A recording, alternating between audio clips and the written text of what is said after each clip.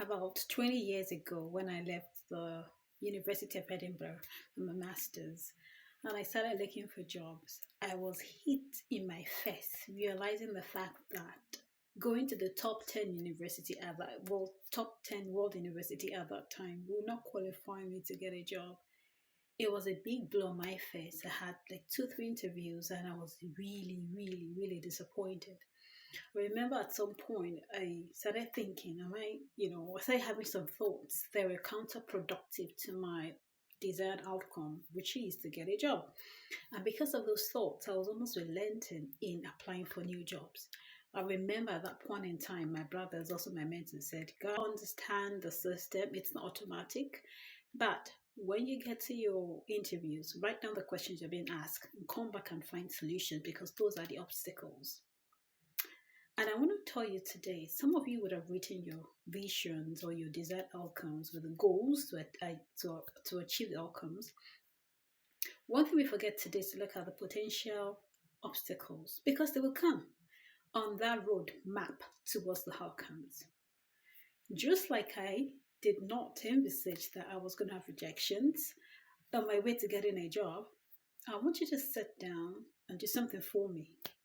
For each goal that you set, think about the possible obstacles that might come your way. Now, I understand it might be very difficult. You may say I'm being pessimistic or try to run away from. I want to reframe it as thinking accurately, like being optimistic accurately. Think about a couple of obstacles that you're likely to come across and focus on the thoughts, automatic thoughts that come through your head, each of the obstacles. The point is, for every thought that comes through, there is always a reaction. So when I started thinking about, in my own case, when I started thinking about maybe I'm not good enough, maybe it's my skin color, towards not getting a job, I started downsizing my goal. I started downsizing my vision. This is very automatic. This can be automatic for you. So I want you to think about the goal. Think about an obstacle and write down the thoughts that comes to you. Now take that thought and I want to identify whether it's counterproductive to the outcome. If it is, I want you to replace the thought and look at what you need to do to mitigate that thought from being realized. So if it's a case of, maybe I'm not qualified for it, well, what do you need to, what would make you qualify for it? New skills? What is it? Identify those actions that you need to do to negate the thoughts and please do them. It's where you build resilience as you walk through your goal.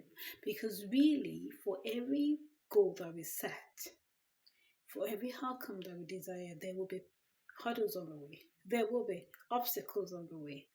And the issue is many of us do not sit down to anticipate those obstacles. So when we get to those obstacles, we try to pull back, we try to stop.